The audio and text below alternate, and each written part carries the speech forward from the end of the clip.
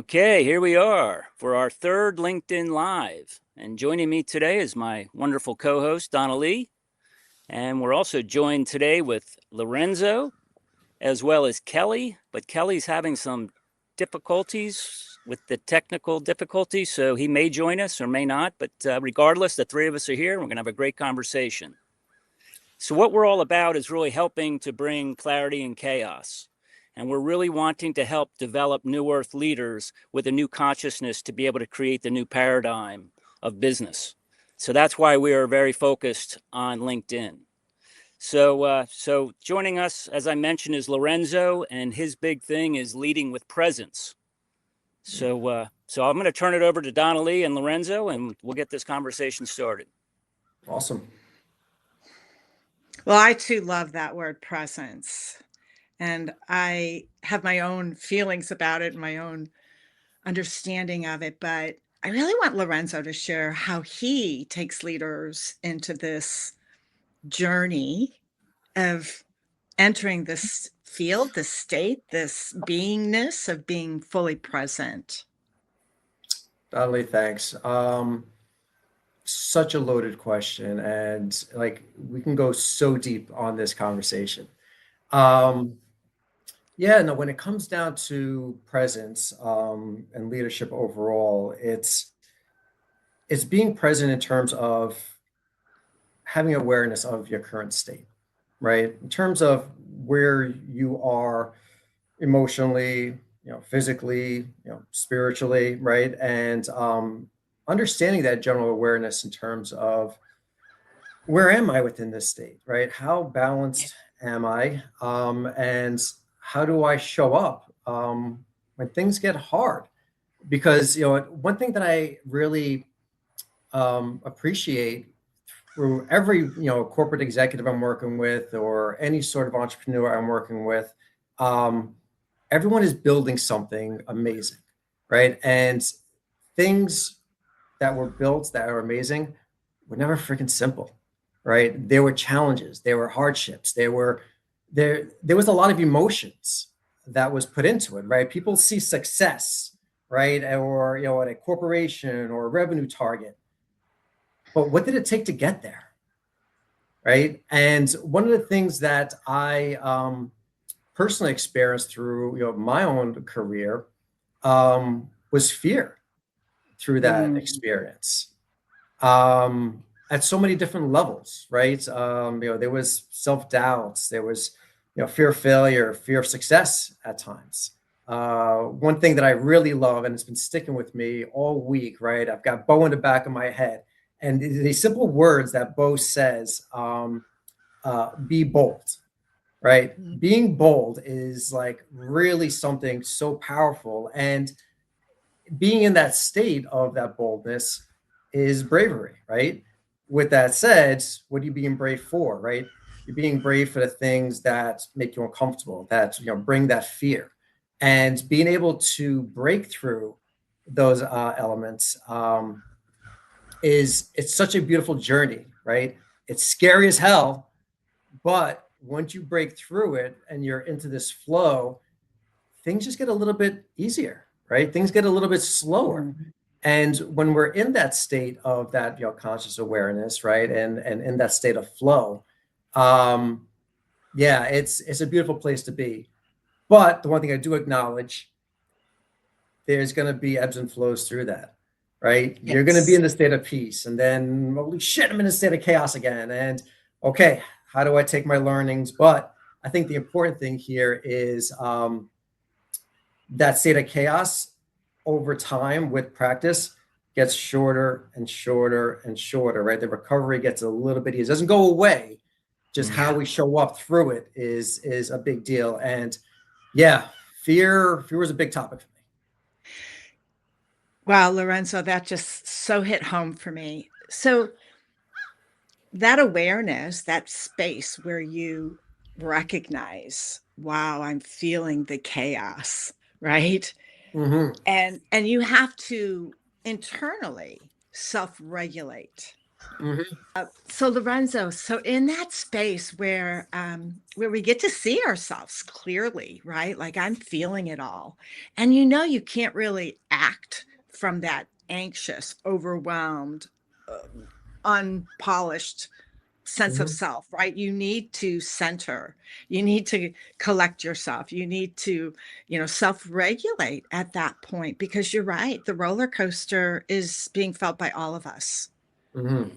And I think we're all becoming a little more sensitive in our awakening process. So we're Mm. noticing our dissonance and our anxiety and our stress showing up in our field or in our body and our awareness. So that's a big point, and I love that you brought us here. How do you take us further? How do we take us further? Oh, geez.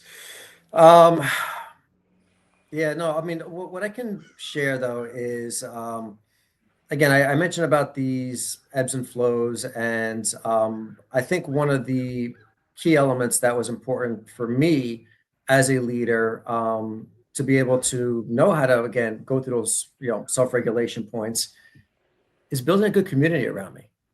Mm. Right? Having good support around me, like as leaders, as the ones that are there leading the charge, it carries a lot of weight, right? There's a lot of pressure. We're always on. We're always expected to be performing. We're always expected to, have this almost mask in a way that's, hey, we've got our shit together, right? And we've got this under control. I know it's figuring it out just like you guys, right? But it's yeah, it's definitely been a journey. Community has been great.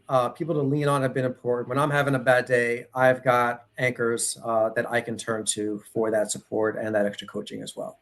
So that's been a huge point in building community around me and really taking an inventory of who is in my community. Right, there may be, sometimes there's individuals that are around you that you're more energy suckers than givers, right? You want to find people who've got that balance, but when you need that extra support, you'll know that they'll be there. And I'm truly grateful for the friendships that I have, right? They say about the you heard about the whole relationships, right? Relationships are not 50-50, right? Relationships are never 50-50. Relationships are 80-20. Right? And what does that mean? And this happens in relationships, professional, life. Um, some days you're going to be at that 20%, right? And you're going to look to be able to for support for that extra, right? But days that you're at 80% and you've got the capacity to give, that's when you're there to help support others and lift. So, building a good network around you, building a good community around you, keeping your spirits high through these tough times are important, and really important to surround yourself with like-minded individuals that are there with the genuine intent for your well-being, right? To see you successful. Beautiful.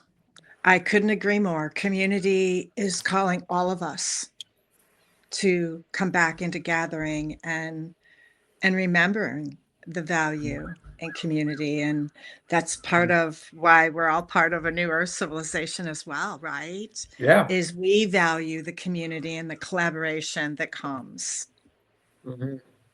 And speaking of community and collaboration, it's a wonderful time to introduce Kelly because he is the visionary author that assembled what is called The Power of Hands, which is all about integrative collaboration, which is really the essence of what the Mhm. New Earth civilization is all about. So, Kelly, would you like to chime in at this point?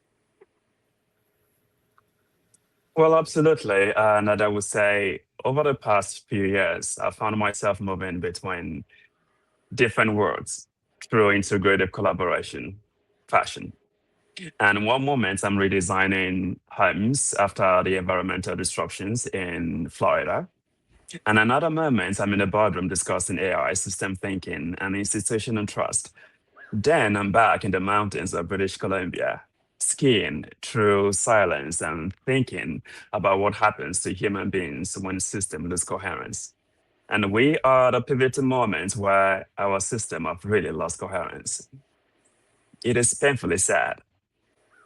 And also, it's a moment where when you look at the media, when you look at the prints, when you look at social platforms and all of that, all you see is noise. Mm. All you see is jargon. Because of the fact that we've lost a critical ingredient that really make us to understand the essence of why we exist in the first place.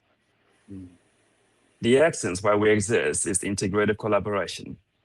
I mean, we can go back to the Bible era and how it all started with one person, then another. Before you know, it's a beautiful amalgamation of design and systems. And here we have civilizations that perhaps was different from other civilizations. And we have a new tool that could really enhance this civilization and to catapult us to a space where we never imagined before. Mm.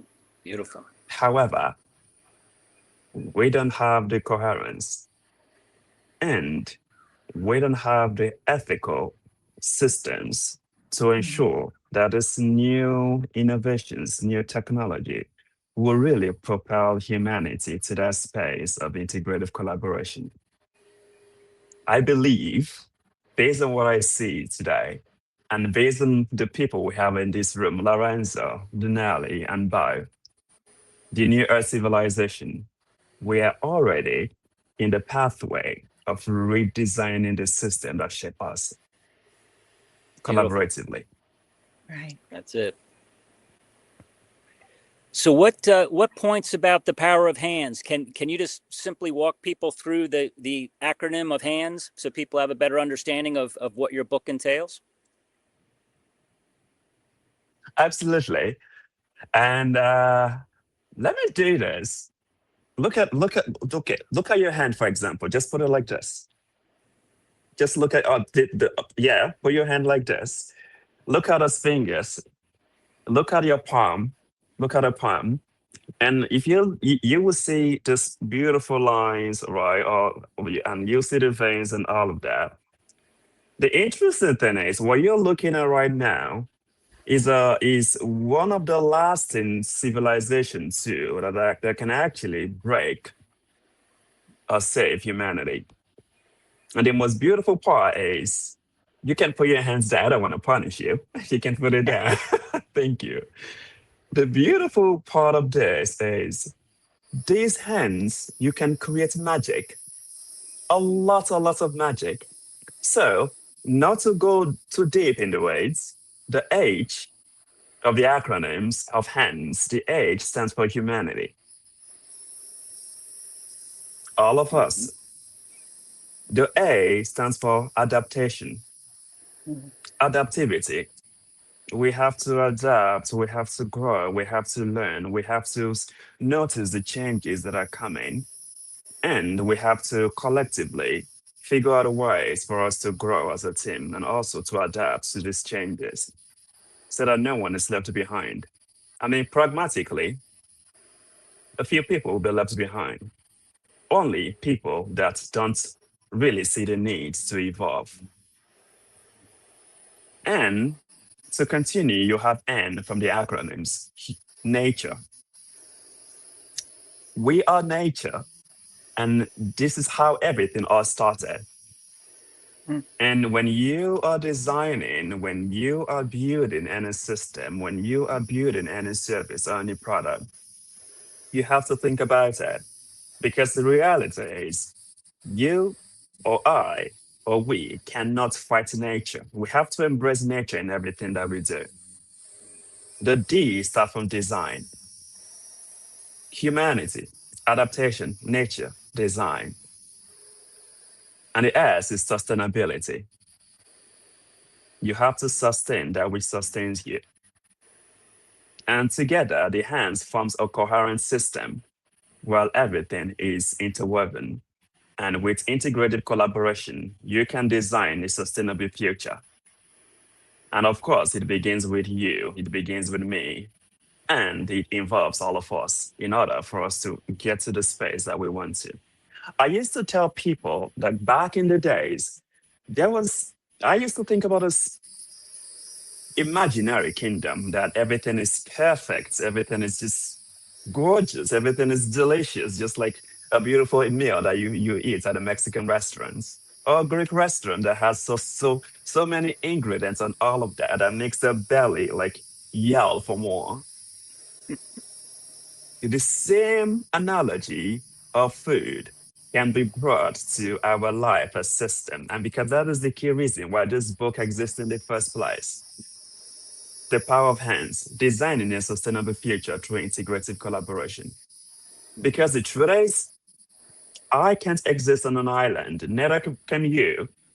When you think that you have everything all wrapped up beautifully, and when you think, oh, you can have this magical bunker, of course, maybe under your house, on your basement or something, where the world crash, you can be there all alone, on by yourself. No, that's the reality is now. It won't work the way you think, or the way you've actually devised it, because we need each other to survive. We need each other to create the next new thing for humanity. Yeah. And that is one of the key reasons why I'm so excited that we have the new Earth civilization, and we have so many people that are waking up from their slumber, and to realize that you can't do it all alone, and we have to Right. integratively collaborate. That's beautiful. I mean, if I could just chime in for a moment, what I'm hearing is that we grow through struggle because we are nature, and I totally agree with that. That leading with presence is necessary to be able to bring about this integrative collaboration. So I'm trying to gel what both of you are saying into a cohesive structure so that it really makes sense, because I don't think it's possible to have one without the other, because in order to be in that space of integrative collaboration, we must be aware of our presence. We must be aware of ourselves and how we handle ourselves and who shows up when we show up. So it's that awareness that is very critical. So thank you for that. Donna Lee, do you have any thoughts you'd like to share? I would. What I took away, and I love how we can collaborate and we all have our own methodologies and frameworks of getting where we're going, and how there's trillions of different paths to find our way back to our center and to our wholeness. And the hands is such a beautiful reminder that we're all part of this human evolution. We're all part of humanity, right? We're all in That's this right. together. And the adaptability is innate in us, from birth to now. We've all just simultaneously adapted. Don't forget, this is coming natural. It's part of you, innate within you. And it's by our design, which is sort of that spiritual aspect of things, right? That this is the innate nature out there. And when you hold the hands model front and center in your heart, you're always present and aligning because you're in alignment with your natural organic essence. It just felt so pristine, but it brought up a question to me. The question was, it's by sharing this, and both of you, it's really important now for leaders um, to, I don't want to say calm or quelch the chaos within the people in their organization, but it's really important for leaders to be authentic, to be real, to be vulnerable, to not ignore the chaos in the workplace, because that's not going to get them the results they want. And I see right now, at least the leaders I've been speaking to, by this end of our conversation, they are sort of ignoring it, hoping it'll go away. And that's not an answer to moving us forward, because if we really are here to collaborate, to integrate one another and come forth, that starts with the leadership in the organization. And can we speak to that? And I don't care who wants to go first. Yeah, I could chime in here. No, it definitely all starts at that leadership level. And what I've observed, right, it's really about truly modeling how to show up when things get tough, right? When things aren't going your way. That's kind of the real test, right? From that point, from the trigger to the response, and that space that lives in between there. That's where the real leadership shows up. And I'm just going through a bunch of things now myself, client work and teams I'm working with, and um, some aren't necessarily bringing the best version of themselves, right? And part of our jobs as leaders is to be able to help coach and mentor them on how to get there, right? To be able to observe um, their body language, how they respond to things, how they're showing up, to be able to take that pause and be that grounding force for them to kind of coach them through whatever stressful situation is really happening, right? You may not be getting the answers you need. You may start to feel this sense of urgency, right? I have deliverables coming my way. I've got people waiting on me. I'm on the clock. And what happens then? We lose focus, right?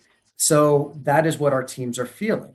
So through that experience, I think us as leaders, helping to ground them, helping to create awareness of what state they're in, right? Not living in the future, not sitting there operating out of fear, right? To be able to know how to lead clearly is super important. And honestly, like, I've been living this every day for over 24 years, right? When you're working with various levels of individuals, our jobs, we've been through the ringer, through that experience for a reason, right? We came out a different person.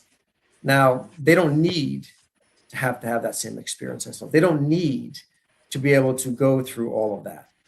We can show up as leaders, right? To be able to give that coaching, to give that guidance, to create that safe space for them, right? To be authentic. And giving them the opportunity to be able to slow down, right? Enough to be able to stop that sense of urgency, like just stop, pause, and just creating that space and that quiet does a tremendous when you slow things down. And I think us showing that through our leadership and coaching others through there is really going to make a huge shift in the world. Couldn't agree more. How about you, Kelly? Same question. The leaders today. Lorenzo,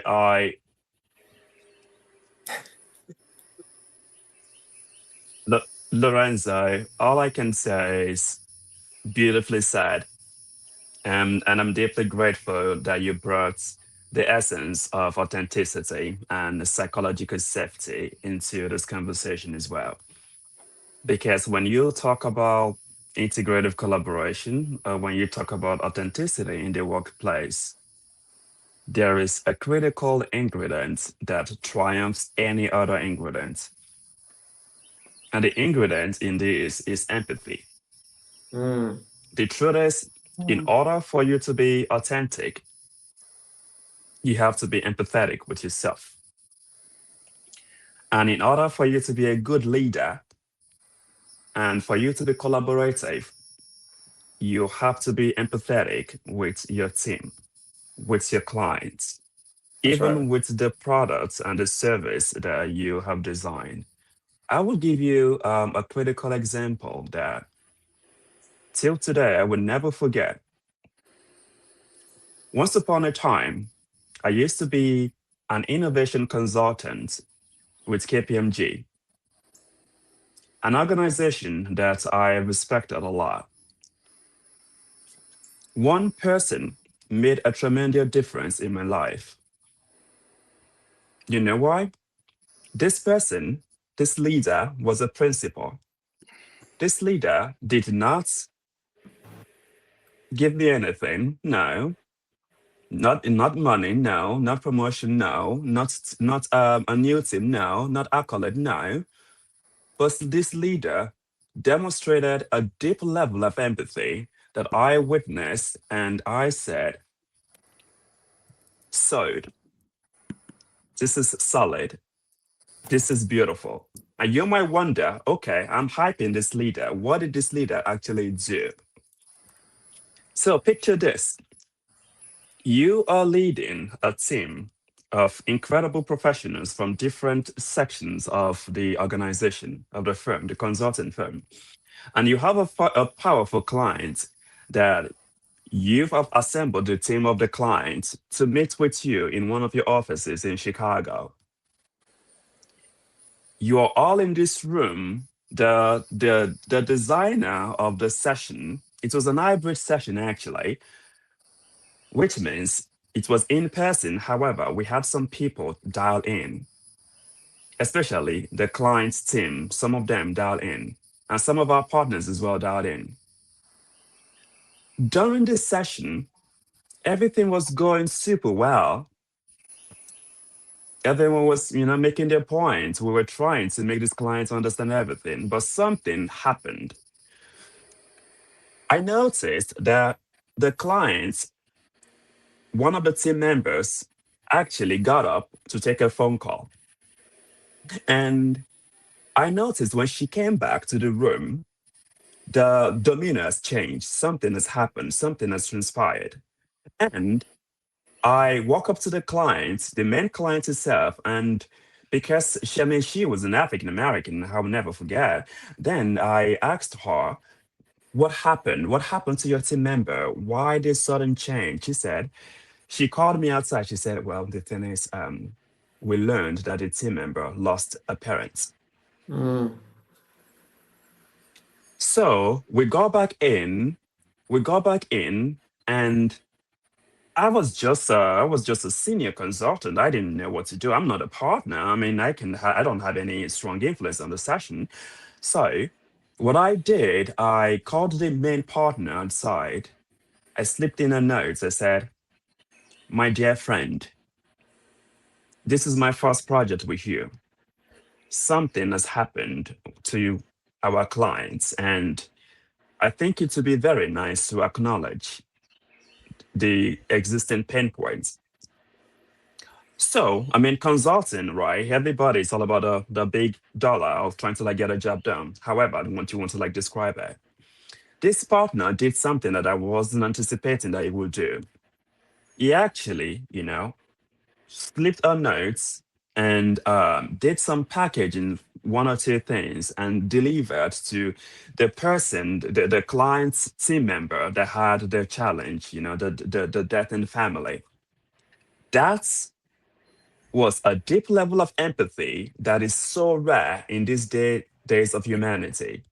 And to your point, Lorenzo, again, in order for us to like get to this place where we are authentic and we are, leading psychological safety or creating safe space for people, we need to bring back that key ingredient that is important: empathy. That was a beautiful example of applying empathy and addressing that elephant in the room, that it's real. You can't push through it. And that's true leadership, to address it and have that compassion and empathy, that leadership strength to be vulnerable in this moment and to show that we all care. So thank you so very much. That was amazing. Bo, what are your thoughts?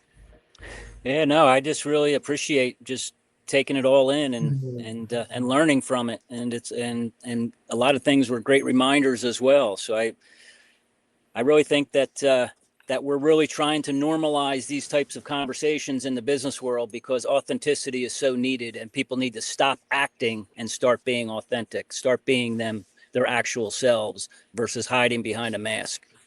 So here we are. It's 29 minutes and 30 seconds. So any closing thoughts before we get cut off in 29 seconds? How about two things? Closing thoughts, and how can the audience reach out to you, or do you have something you would like to steer them towards? Thank you. Yeah, I just suggest that they go to the New Earth Civilization website and go to the Cosmic Cluster and look us up. We're all in there. You can learn about what we do and how we can help. We're done. Thank you. Well, what about Kelly? Do you want to offer anything out? It's over 30 minutes. I think it's already getting. Sure. Okay. Sure. Yeah, Well, Well, I mean, I could if you want to. I mean, we are entering an era where leadership will no longer be measured only by intelligence and skill. It will be measured by the ability to create environments where human beings can still think clarity, collaborative honesty, and remain fully human amidst acceleration complexity. So that is the real work now. Thank you. And please, you can also connect with me on LinkedIn. Just Kelly Dowd, MBA MA. That's my handle. Nice. Thank Well, you. Lorenzo, anything else you'd like to add? yeah, I mean, from a contact perspective, always love to be able to have healthy conversations with individuals to learn more about, what'll make their life easier. So, best way to reach me is through LinkedIn or my website, motivarecoaching.com. But one last thing I just want to share with everyone out there. We're all out here building something really beautiful. I think it's important to also check in with the people around you. There's still life happening around you as well. And if there's someone that's in your life that you haven't reached out to in a while, that you feel called to, just want to share to just reach out. Something happened this morning where I woke up and I saw that a good childhood friend had passed away. So it allowed me to take a step back, a little bit more reflection, and just a message out there to be able to reach out to those that are in your community, let them know that you care, and just continue to make this place a better world. Thank you. Beautiful. Yeah, thank you.